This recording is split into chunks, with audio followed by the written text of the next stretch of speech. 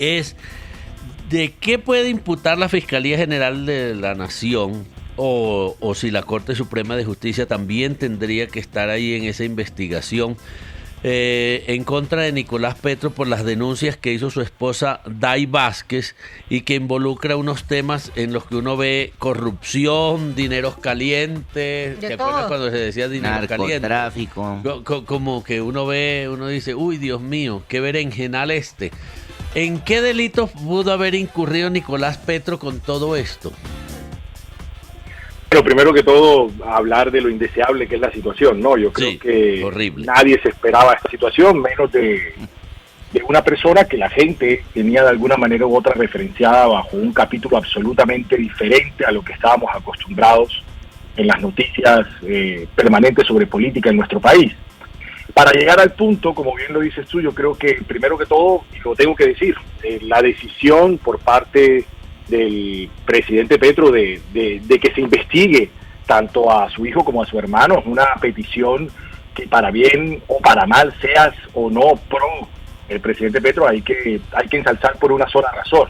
Recuerden que la Fiscalía General de la Nación no es que sea una fiscalía del bolsillo del presidente, por el contrario, y sabe que está entregando, en caso de que se lleguen a encontrar cosas importantes de su hijo y de su hermano, a la mano de los tiburones, como dicen por ahí, en boca de tiburón le está entregando esto a la Fiscalía General de la Nación. Ahora, en el tema de los delitos, el tema se vuelve más complicado porque primero que todo hay que hablar de cómo se puede obtener esa prueba dentro del proceso. Yo creo que aquí va a haber un debate importante si estas revelaciones anticipadas por los diferentes medios de comunicación permitirán tomar esa prueba y hablar sobre su obtención lícita o no lícita, si esas revelaciones de los medios de comunicación permiten una incorporación adecuada de la prueba dentro del proceso. Se dará el debate y seguramente el abogado de la defensa lo dejará sobre la mesa y pondrá ese tema a sonar dentro del proceso jurídico. Pero ya hablando de las posibles conductas punibles que ha podido cometer Nicolás, en este caso concreto, por supuesto desdeñables,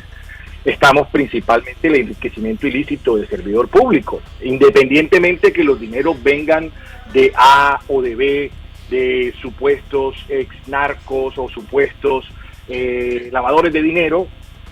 Todo servidor público declara un capital y un patrimonio en las diferentes fuentes de ingreso al momento de asumir su cargo. Y él, al parecer, según lo que dicen, obviamente respetando el derecho de defensa y el debido proceso, no declaró absolutamente otras fuentes de ingreso. Entonces, ese delito en particular, el enriquecimiento ilícito de servidor público, yo lo veo bastante complicado para Nicolás que pueda sortearlo de alguna u otra manera. Abogado, pero de ser culpable, ¿cuántos años pagaría o qué? ¿Cuál sería de Señor la abogado. pena? Señor abogado. Señor abogado. Doctor, Doctor. respete. Señor abogado. Bueno, el tema sobre el enriquecimiento ilícito va a tener diferentes, si se puede decir, ese artículo que establece esas penas puede hablar de 96 a 180 meses de prisión, a veces multa. Depende si el hombre se allana o no a los cargos, si acepta o no la responsabilidad, como siempre lo hablamos aquí en estas llamadas. Va a depender obviamente de la aceptación que él tenga de los cargos, de la contundencia que haga la fiscalía con el material probatorio y de si el hombre acepta o no la pena correspondiente. Pero si se va a un juicio puede estar enfrentando varios años en prisión, pero si se va obviamente a aceptar los cargos, pues tendrá de alguna manera u otra una rebaja de pena. Pero bueno, doctor Páez, se supone que el hombre Malboro y el turco no han presentado cargos contra Nicolás Petro, porque el hombre Malboro ayer dio una entrevista a un medio en La Guajira diciendo que él sí había votado por el presidente Gustavo Petro porque lo admiraba y porque estaba de acuerdo con el cambio que ha prometido. Pero él jamás ha dicho, pues, que ni siquiera le dio plata al hijo del presidente. Lo mismo, el señor Ilzaca dice que él no conoce a esta señora Day. Ni lo va a decir. Ni lo van a acusar, ni lo van a demandar. Entonces, ¿ahí qué sucedería? Sí, claro. El tema está en que los incrementos, como ustedes lo saben, está también revelado para citar los demás medios de comunicación. El tema de que el hombre tiene una casa y un patrimonio que no se puede pagar con el sueldo de diputado. Sí. Esa casa en Villa Campestre de 1.600 millones de pesos, dicen algunos, otros dicen de 2.000 y pico millones de pesos. Tiene otros ingresos allí de unas tarjetas que también fueron reveladas por DAI, de casi 16 millones de pesos, 1 millón en Farmatodo, 400.000 pesos en cine, etc., que demuestran unos gastos que no se compadecen con un sueldo o con unos ingresos de diputado.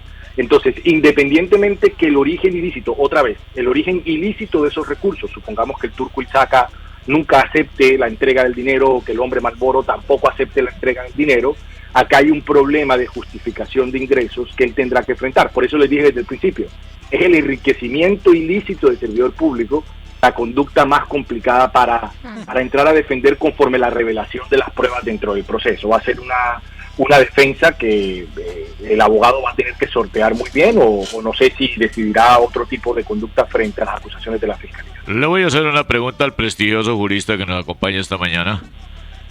¿Qué tiene que ver el presidente Petro en esto, señor jurista, cuando los videos que se han sacado por Twitter, en donde él, antes de la fecha de lo que salió a publicarse de Nicolás Petro, ya había mandado a su hijo a negociar con algunas personas, en donde dijo: si no financia mi campaña, de pronto estos se me van para otra? ¿Tiene o no tiene algo que ver el señor ahí? Ese es el tema, yo creo que es la pregunta del millón. Yo creo que hay todo un sector político que está abogando para intentar, si se puede decir de alguna manera u otra, enlodar la campaña y la forma como se financió esa campaña dentro de las elecciones presidenciales. Sin embargo, otra vez, cuando la conducta del presidente, y esto quiero que sea muy claro, solicita a la propia fiscalía, ojo, no es una fiscalía que sea pro los actos del gobierno, que investigue a su hijo y a su hermano, está entregando en las manos de una persona que va a investigar de manera independiente e imparcial, que es el doctor Barbosa, el caso, y va a encontrar lo que tenga que encontrar. Yo creería que esa es la conducta más importante para hablar de una conducta presidencial. Es decir, el presidente mismo está diciéndole al fiscal: investiguen a profundidad y lo que encuentren y salga, llévenlo a cabo. Este tema obviamente va a ser muy importante para lo que suceda aquí en adelante, teniendo en cuenta además lo que ustedes mencionan. Ya el Consejo Nacional Electoral abrió investigación para ver si efectivamente esos dineros entraron o no a la campaña política, y eso es un tema que también definirá el tribunal competente en su momento. Perdón, abogado, una pregunta. En caso de que llegara a comprobarse todo y que se descubriera que efectivamente hubo dineros calientes o del narcotráfico para esa aparentemente campaña, ¿eso podría tumbar al presidente?